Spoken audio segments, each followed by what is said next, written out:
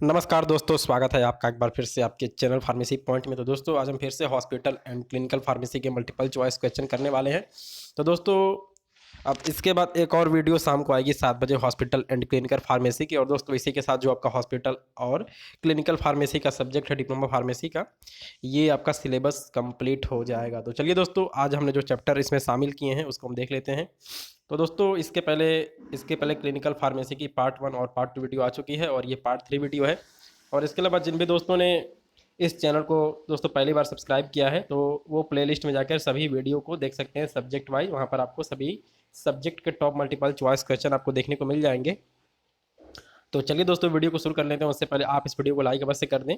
और दोस्तों ये जो मल्टीपल चॉइस क्वेश्चन बनाए गए हैं, ये आपके गवर्नमेंट फार्मासिस्ट एग्जाम के प्रिपरेशन में भी ये आपके बहुत ही हेल्पफुल होंगे, काम आएंगे। तो चलिए दोस्तों, इस वीडियो को हम शुरू कर लेते हैं बिना डिले किए। तो दोस्तों आप इस वीडियो को लाइक अवश्य करें। तो चलिए शुरू कर लेते हैं। तो दोस्तों अब आज हमने जो चैप्टर यहाँ पे इंक्लूड किया है, वो हमने 3 चैप्टर इंक्लूड किया है। Drug interaction, adverse drug reaction, drug in clinical toxicity और बायो अवेलेबिलिटी। तो दोस्तों इसकी वीडियो शाम को आ जाएगी 7:30 बजे, तो आप इस वीडियो को देखना ना भूलें। तो चलिए दोस्तों, हम मल्टीपल चॉइस क्वेश्चन देख लेते हैं। तो दोस्तों इस समय बेसिकली क्या होता है कि इस समय बहुत ही ज़्यादा थेराप्यूटिक यूज, दोस्तों बहुत ही ज़्यादा थेराप्यूटिक एजेंट्स यानी कि मेडिसिन का यूज हो रहा है। और दोस्तों ऐसा अनुमान है कि करीब 1600 तरह के ड्रग इंटरेक्शन दुनिया में पाए जाते हैं।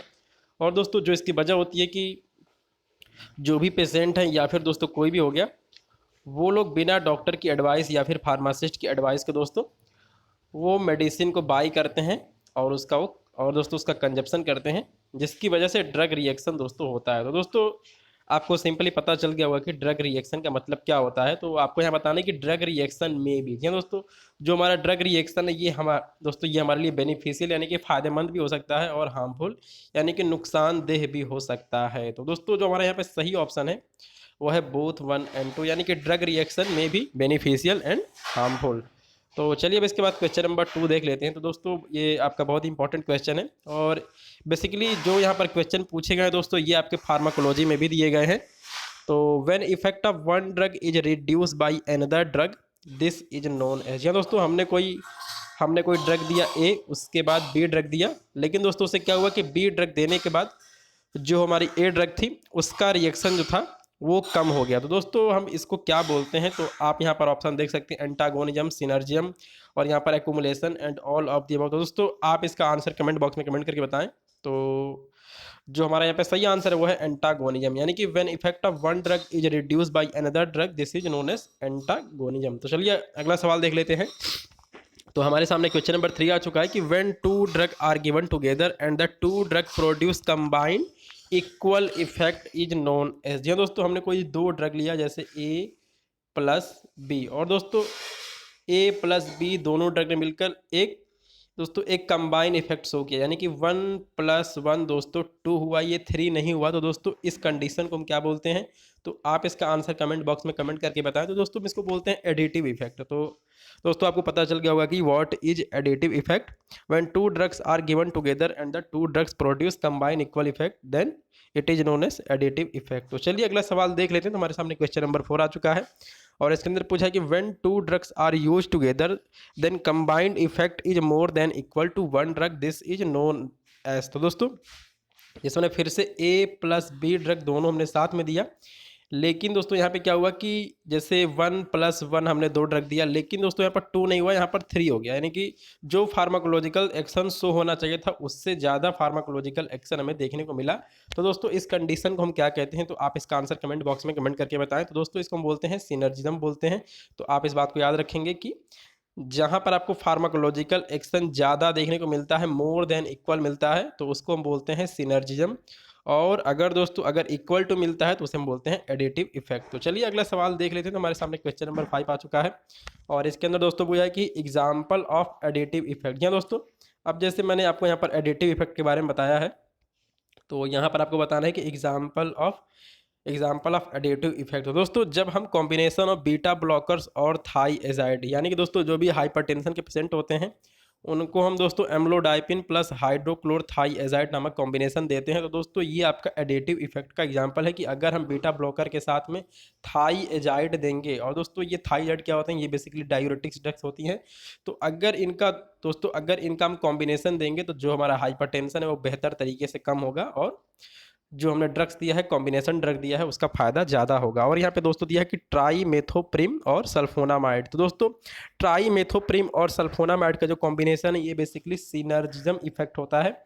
और दोस्तों इससे क्या होता है कि जब हम सल्फोनामाइड के साथ ट्राईमेथोप्रिम देंगे तो जो सल्फोनामाइड का एंटी माइक्रोबैक्टीरियल एक्टिविटी है दोस्तों ये हमारा बढ़ जाता है, जिससे कि हमें फ़ायदा होता है। तो जो हमारा एग्जाम्पल ऑफ एडिटिव इफेक्ट का सही दोस्तों यहाँ पर आंसर है वो हमारा है पहला वाला, यानी कि combination of beta blocker and thiazide. तो चलिए अगला क्वेश्चन देख लेते हैं। तो हमारे सामने क्वेश्चन नंबर 6 आ चुका है और उसमें पूछा है कि इंटरेक्शन बिटवीन टू ड्रग में टेक प्लेस एट। यहाँ दोस्तों जो भी हमारी दो ड्रग हैं उनका ड्रग रिएक्शन कहाँ पे हो सकता है, तो आपको बताना है कि साइट ऑफ ड्रग रिएक्शन। तो यहाँ पे दिया at the site of absorption, during metabolism, at the site of action and all of the above. दोस्तों ये सभी साइट्स होती हैं जहाँ पर आपका ड्रग इंटरेक्शन हो सकता है। तो चलिए अब इसके बाद अगला सवाल देख लेते हैं। तो हमारे सामने क्वेश्चन नंबर 7 आ चुका है और यहाँ पे लिखा है कि tetracycline is not given with. दोस्तों जो हमारा टेट्रासाइक्लिन एंटीबायोटिक है इसको किसके साथ नहीं देना चाहिए, तो यहाँ पे ऑप्शन दिए गए हैं एंटा एसिड, डायूरेटिक, एंटी एमेटिक और एंटी डायूरेटिक। तो दोस्तों जो इसका सही आंसर है वो है एंटा एसिड। दोस्तों जो भी हमारे एंटा एसिड होते हैं इसके अंदर मैग्नीशियम, कैल्शियम, इसके अलावा दोस्तों इस तरह के सॉल्ट होते हैं। तो जो भी सॉल्ट होते हैं दोस्तों वो टेट्रासाइक्लिन के साथ कॉम्प्लेक्स का फॉर्मेशन कर लेते हैं, जिससे कि दोस्तों एडवर्स ड्रग रिएक्शन शो होता है। तो इसीलिए हमें टेट्रासाइक्लिन को एंटा एसिड के साथ नहीं देना चाहिए। तो चलिए अब इसके बाद अगला सवाल देख लेते हैं। तो हमारे सामने क्वेश्चन नंबर 8 आ चुका है और इसके अंदर पूछा है कि drug which reduce motility of GIT. है दोस्तों ऐसी ड्रग जो गैस्ट्रोइंटेस्टाइनल ट्रैक्ट की मोटिलिटी को कम करती हैं, इनका इफेक्ट क्या हो सकता है। तो यहाँ पर लिखा है कि increase absorption of drug, decrease absorption of drug, no effect on absorption and none of the above. तो दोस्तों ऐसी ड्रग जो मोटिलिटी को डिक्रीज करती हैं वो हमारे एब्जॉर्प्शन को कम कर देती हैं, यानी कि decrease the absorption of drug, यानी कि हमारा जो सेकंड वाला ऑप्शन है ये हमारा सही ऑप्शन है। तो चलिए अब इसके बाद अगला सवाल देख लेते हैं। तो हमारे सामने क्वेश्चन नंबर 9 आ चुका है दोस्तों और यहाँ पर पूछा है कि फूड, और यहाँ पे ब्लैंक दिया हुआ है, और फूड और यहाँ पे लिखा है बायो एबिलिटी ऑफ ड्रग। दोस्तों जो हमारे फूड होते हैं ये क्या बायो एबिलिटी को अफेक्ट करते हैं, प्रभावित करते हैं। तो दोस्तों जहाँ जो हमारे फूड हैं ये बायो एबिलिटी को प्रभावित कर सकते हैं, तो हमारा यस वाला जो ऑप्शन है ये हमारा सही है, क्योंकि दोस्तों आपका ड्रग ड्रग इंटरेक्शन तो होता है, ये साथ में आपका ड्रग और फूड का भी इंटरेक्शन होता है। तो अब चलिए अगला सवाल देख लेते हैं। तो हमारे सामने क्वेश्चन नंबर 10 आ चुका है, उसमें दिया कि penicillin and tetracycline is given. तो दोस्तों जो हमारा पेनिसिलिन होता है और टेट्रासाइक्लिन होता है इसको कब दिया जाता है, तो यहाँ पर लिखा है बिफोर मील, यानी कि खाना खाने से पहले, और इसमें लिखा है after meal, any time and none of the above. दोस्तों जो हमारा पेनिसिलिन है और टेट्रासाइक्लिन है इसको दोस्तों हम एम्प्टी स्टोमक में, यानी कि खाना खाने से पहले देते हैं, खाली पेट देते हैं। तो जो हमारा यहाँ पे सही ऑप्शन है दोस्तों बनता है वो हमारा पहला वाला है कि हम पेनिसिलिन और टेट्रासाइक्लिन को बिफोर मील्स, यानी कि खाना खाने से पहले देते हैं। तो यहाँ पे लिखा है कि adverse drug reaction is responsible for. जी हाँ दोस्तों जो एडवर्स ड्रग रिएक्शन है इससे क्या होता है, तो यहाँ पर दिया है morbidity, mortality, both 1 and 2 and none of the above. तो दोस्तों आप कमेंट बॉक्स में कमेंट करें कि व्हाट इज मॉर्बिडिटी। तो दोस्तों मॉर्बिडिटी क्या होती है मैं आपको बताने वाला हूँ। और यहाँ पे लिखा है मोर्टेलिटी का मतलब होता है मृत्यु। तो दोस्तों आपने फर्स्ट ईयर के अंदर मॉर्बिडिटी रेट और मोर्टेलिटी रेट पढ़ा होगा। तो दोस्तों जब कोई बीमारी बार बार होने लगती है उसी को मॉर्बिडिटी कहते हैं, और यहाँ पे मोर्टेलिटी का मतलब डेथ होता है। तो चलिए अगला सवाल देख लेते हैं। तो हमारे सामने क्वेश्चन नंबर 12 आ चुका है, उसमें पूछा है कि factors responsible for adverse drug reaction. या दोस्तों अब इसमें कुछ फैक्टर्स दिए गए हैं जो कि दोस्तों रिस्पॉन्सिबल है एडवर्स ड्रग रिएक्शन के लिए।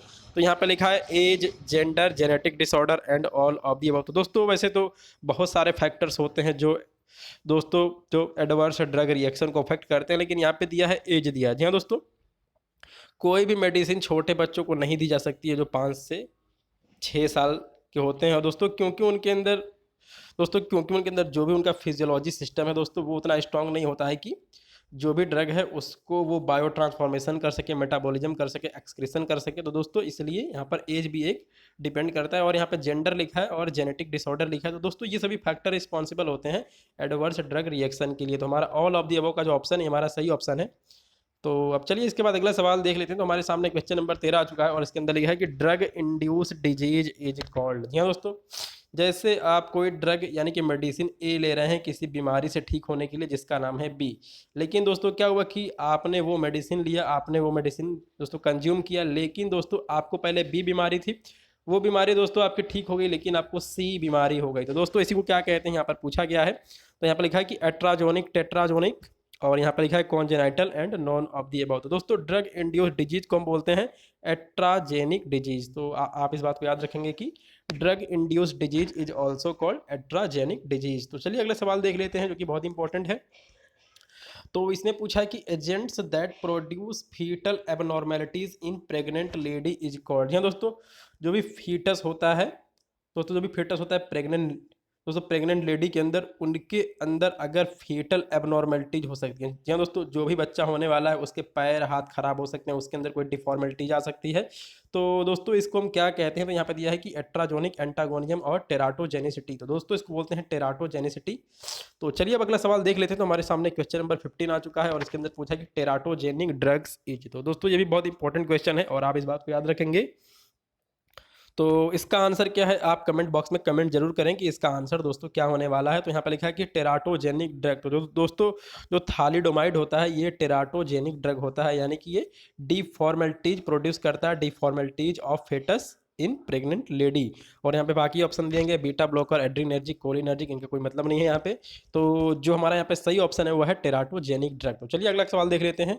तो हमारे सामने दोस्तों क्वेश्चन नंबर 16 आ चुका है और इसमें दिया कि the science which study with poison. जी दोस्तों ऐसा विज्ञान जो पॉइजन यानी कि जहर की स्टडी करता है उसे क्या कहते हैं। तो आप इसका कमेंट बॉक्स में आंसर बताएं। तो यहाँ पर लिखा है टॉक्सिकोलॉजी, फार्माकोलॉजी, और इसमें दिया है मार्फोलॉजी, फिजियोलॉजी। तो दोस्तों जो इसका सही आंसर है वो है टॉक्सिकोलॉजी, यानी कि toxicology is a science in which we study about the poison. तो चलिए अगले सवाल देख लेते हैं। तो हमारे सामने क्वेश्चन नंबर 17 आ चुका है और दोस्तों इसके अंदर क्या पूछा कि the treatment process in poisoning. जी हाँ दोस्तों, किसी ने जानबूझकर पॉइजन खा लिया, जहर खा लिया किसी भी वजह से, तो उसका ट्रीटमेंट का क्या प्रोसेस हो सकता है।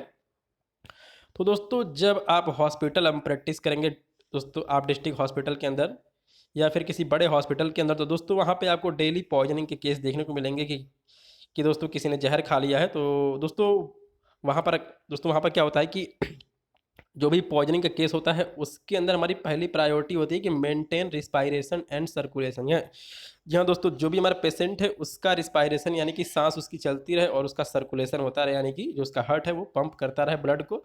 और यहाँ पे लिखा है minimise the concentration of poison. यहाँ दोस्तों उस पेशेंट ने जो भी पॉइजन को अपने अंदर ले लिया है, खा लिया है दोस्तों, उसकी कंसंट्रेशन कम करने का हम प्रयास करेंगे। और दोस्तों कंसंट्रेशन कम करने के लिए हम क्या करते हैं, उससे दोस्तों हम उल्टी करवाते हैं। और दोस्तों अब यहाँ पर मैं आपको एक चीज़ बता देता हूँ कि अगर जिसने भी पॉइजन ले लिया है तो आप ले लें ढेर सारा सॉल्ट यानी कि नमक, जो सबके घर में होता है, और दोस्तों आप ले लें ढेर सारा पानी और उसको उसमें घोल दें।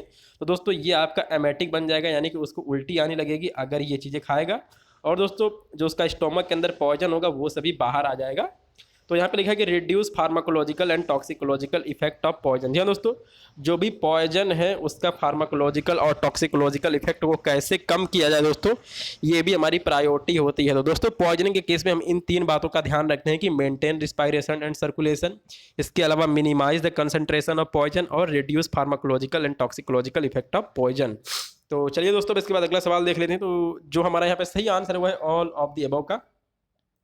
तो क्वेश्चन नंबर 18 आ चुका है दोस्तों और यहाँ पे दिया है कि फर्दर पॉइजनिंग प्रिवेंटेड बाय। जी हाँ दोस्तों, अब जैसे किसी ने जहर खा लिया है, पॉइजन खा लिया, तो दोस्तों उसमें हम क्या करते हैं, फर्दर पॉइजनिंग प्रिवेंटेड बाय, यानी कि उसको हम कैसे रोकेंगे। तो यहाँ पे लिखा है एमएसएस। जी दोस्तों, उससे हम वोमिटिंग करवाएंगे और वोमिटिंग करवाने के लिए दोस्तों हम क्या देंगे, उसके लिए हम एमेटिक ड्रग दे सकते हैं, या फिर दोस्तों हम ढेर सारा नमक लेंगे और उसको पानी में घोल देंगे और उसको उससे पीने के लिए कहेंगे दोस्तों, तो इससे उसको उल्टी आएगी, वोमिटिंग आएगा। और यहाँ पे लिखा है गैस्ट्रिक लावाज। तो दोस्तों गैस्ट्रिक लावाज बेसिकली क्या होता है, इसके अंदर एक पाइप दोस्तों आपके मुंह के द्वारा जो आपका स्टोमक है वहाँ पर भेजी जाती है और उससे जो भी दोस्तों आपका स्टोमक कंटेंट है पेट के अंदर उसको बाहर निकाला जाता है कि जो हमारा पॉइजन है उसको बाहर निकाल दिया जाए। और यहाँ पे दिया है केमिकल एब्जॉर्प्शन। तो दोस्तों आपने चारकोल का नाम सुना होगा, चारकोल। तो दोस्तों जो हमारा चारकोल होता है ये बहुत ही अच्छा दोस्तों ये बहुत ही अच्छा एब्जॉर्बिंग एजेंट होता है, यानी कि ये जो भी पॉइजन होगा या फिर इसके आसपास जो भी मटेरियल होगा दोस्तों ये इसको एब्जॉर्ब कर लेता है। तो दोस्तों ये सभी चीज़ें हम देते हैं पॉइजनिंग को प्रिवेंट करने के लिए या फिर मिनिमाइज करने के लिए। तो चलिए दोस्तों अगला सवाल देख लेते हैं। तो इसके अंदर हम कितने सवाल बनाने वाले हैं दोस्तों, इसके अंदर हम टोटल 4 सवाल बनाने वाले हैं।